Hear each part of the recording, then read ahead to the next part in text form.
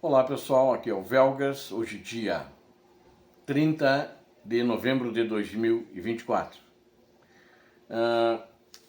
Ucrânia destruiu um depósito de combustíveis, de uma maneira geral, na região de Rostov-Don, e um depósito de mísseis na península da Crimeia, na região da cidade de Epatória. E um fato muito importante, que enfraquece ainda mais o potencial de guerra da Rússia. O plano de paz de Trump foi, vamos chamar assim, delineado, mostrado, né, pela CNN Internacional ontem. E um acordo de cessar-fogo na Ucrânia sob a tutela da NATO. É o que quer negociar o presidente ucraniano Volodymyr Zelensky, que é o plano de Trump, nem em todos os pontos ele dá certo com o que pensa Zelensky. Vamos agora então a esses fatos muito importantes acontecidos nas últimas 24, 48 horas. A Ucrânia então destruiu, vamos começar falando do depósito de munições, foi um ataque feito com drones. Esse depósito de munições é na cidade de Rostov-Don, é muito próximo à fronteira da Ucrânia e foi bombardeado com drones e a Ucrânia teve sucesso. Houve explosões, houve incêndio porque tinha daqueles grandes tonéis, né? Tinha tonéis com combustível e tinha tonéis com gás. E sabem que gás é inflamável, mas também explode. E isso contamina aí os outros tonéis, que eram inúmeros, dezenas de tonéis, e contamina também o combustível. Até há pouco ainda estava em chamas. Os bombeiros ainda não conseguiram controlar, talvez ainda não tenham nem começado, justamente por causa das explosões geradas nesse evento. E sem dúvida é um grande prejuízo, porque esses tonéis, né, eles abasteciam a região com combustível para as tropas russas, ou seja, para os tanques, para os blindados, etc., que gasta muito, essas viaturas, esses veículos, sem dúvida nenhuma, gastam muita combustível, né? E em Epatória também um depósito de mísseis, mísseis coreanos na sua maioria, porque a Rússia tem muito poucos mísseis próprios que está usando. Elas têm aqueles Iskanders e outros, né? E tinha alguns Iskanders ali também. A Ucrânia atacou, bombardeou, no caso atacou com mísseis.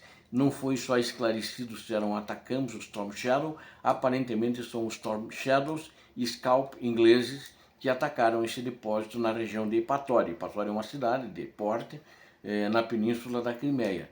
E também tiveram sucesso, houve muitas explosões, não só explosões principais, mas muitas secundárias, e houve, não é nenhum princípio de incêndio, houve um incêndio de grandes proporções mesmo, a população ao redor foi afastada, então também trazendo um grande prejuízo a essa reserva de munição que estava no depósito para a Rússia, cujo depósito era então na cidade de Epatória, uma cidade importante e famosa, uma região muito bonita na península da Crimeia. Bom, enquanto isso, a CNN falou ontem sobre o plano de paz do presidente Donald Trump, através do secretário especial dele para a Rússia e a Ucrânia, o Kate Kellogg, né? E os detalhes, segundo o general Kellogg, ele quer aliviar parcialmente as sanções contra a Rússia. Então não sabemos se é parcialmente ou não, mas ele disse que parcialmente ele quer aliviar as sanções contra a Rússia em troca de estabelecer se a Rússia tem que primeiro concordar com o cessar-fogo e tem que também congelar a linha de frente e tem que concordar em que ali seja feita uma zona desmilitarizada na Ucrânia. É toda aquela parte onde ela ocupa, ou seja, então as tropas russas, em princípio, não ficariam ali, se for acertado que é uma zona desmilitarizada. Eu acho que esse é um item que a Rússia mais vai bater o pé, que não vai querer concordar, que o plano do ditador russo ele fica com o que já conquistou, e ele ainda quer aquilo que ele quer conquistar, porque ele já colocou na Constituição. Não sei como é que vai ser o embate aí. Apesar da Rússia estar muito mal economicamente, não sei se ele consegue manter isso ou vai ser obrigado, empurrado goela abaixo, se a Ucrânia aceitar, né? Que também tem a outra parte, né? E se a Federação Russa assinar um acordo de paz, as sanções serão completamente levantadas. Então o plano tem duas nuances, né? A nuance de um plano de paz completo, que daí todas as sanções vão ser levantadas, não parcialmente. Se for só um cessar-fogo, algumas sanções serão, vai ser uma triagem. Ele não disse que sanções que serão levantadas, né? O plano de Kellogg não prevê a renúncia da Ucrânia aos territórios ocupados. Então, nunca. Na realidade, os territórios são da Ucrânia e não da Rússia. Mas o retorno, segundo o plano dele, vai ocorrer agora em negociações via diplomática, né? E a Ucrânia terá de admitir que a devolução das terras ocupadas exigirá um futuro avanço diplomático. Então, essas são as palavras do general. Com certeza ele delineou, mostrou esses dados na CNN ontem, internacional, americana, né, melhor. E com certeza ele falou isso com Donald Trump, não fez isso sozinho de alegre. Ainda o general afirma, o general Kate Kellogg, que a política oficial dos Estados Unidos deverá, em primeiro lugar, visar a obtenção de um cessar-fogo e uma solução negociada para o conflito. Se não conseguir fazer o acordo de paz, essa é a prioridade, né? Ele também diz que a adesão da Ucrânia à OTAN deve ser adiada. Isso que a Ucrânia não concorda.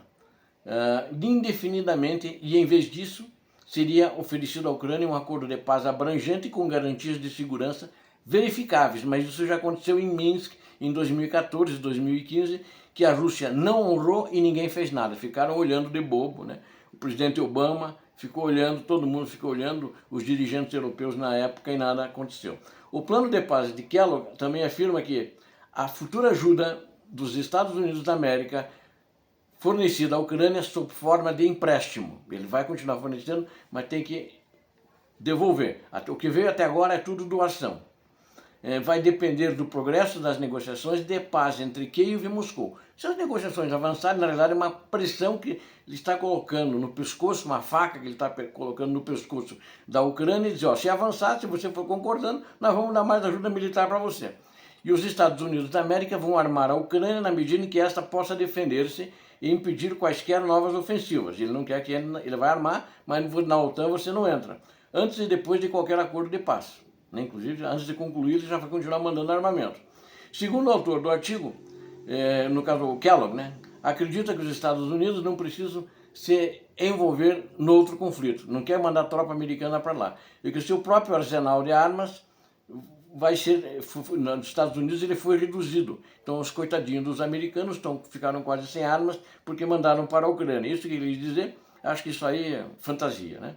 E ele diz que aí os Estados Unidos estão vulneráveis caso haja um conflito em Taiwan. Então é isso que eles estão, na realidade, a proposta deles.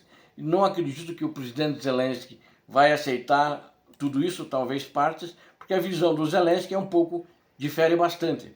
E eu vou agora justamente contrapor, porque ontem também aí o presidente Zelensky disse o que ele pensa disso. Que ele até concorda com o congelamento da guerra, se a parte que está desocupada pela Ucrânia, ou seja, aquilo que os russos não entraram, aquilo que se é controlado pela Ucrânia, seja aceito a adesão à OTAN. Ele só aceita assim. Aí se os russos depois tentarem avançar mais, aí a OTAN tem que entrar na guerra. Essa eu acho que é a grande diferença que vai dar, e esse que vai ser um osso duro de descascar em função do que eu falei anteriormente. Os dois deram essa entrevista ontem, tá? Só que o Volodymyr Zelensky ele rebateu não para na CNN como general, né? Ele falou isso para a imprensa internacional, que estava localizada na Ucrânia, e falou para a imprensa ucraniana também, né? Então, ele só pode ser concluído esse cessar-fogo se os territórios desocupados vão estar sob a proteção da NATO.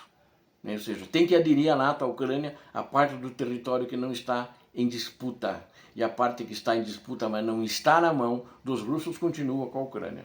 Segundo o presidente Zelensky, isso vai permitir que as negociações sobre a devolução do restante do território, posteriormente, por via diplomática. Ele concorda em discutir diplomaticamente isso, e as tropas russas têm que estar fora do território, porque vai ter vai ser uma zona desmilitarizada, daí ele concorda com isso também. Ao mesmo tempo, o Zelensky, né, o presidente Volodymyr Zelensky, sublinha que o convite a NATO deve incluir todas as fronteiras internacionalmente reconhecidas da Ucrânia. Bom, eles reconhecem as fronteiras internacionalmente da Ucrânia, inclusive a Crimeia, né, toda aquela região ocupada pela Rússia. Deve reconhecer isso, mas ele concorda que ali seja uma zona desmilitarizada e que ele vai negociar isso posteriormente, assim que assinar o cessar-fogo. E os russos vão ter que se retirar, é claro. Zelensky também observou que o cessar-fogo é necessário para garantir que Putin não retornará para tomar o território ucraniano daqui a uns tempos. Então é necessário esse cessar-fogo, mas nas condições de estar sob a proteção do guarda-chuva da NATO, é o que ele disse. Obrigado a vocês que assistiram a este vídeo, conto com vocês, inscrevam-se no canal, deem um like, compartilhem com suas redes sociais e façam seus comentários. Eu conto com vocês, inscritos no meu canal. Obrigado, Deus abençoe a vocês, Deus abençoe a Ucrânia, Deus abençoe o Brasil. Paz e bem, paz para toda a humanidade.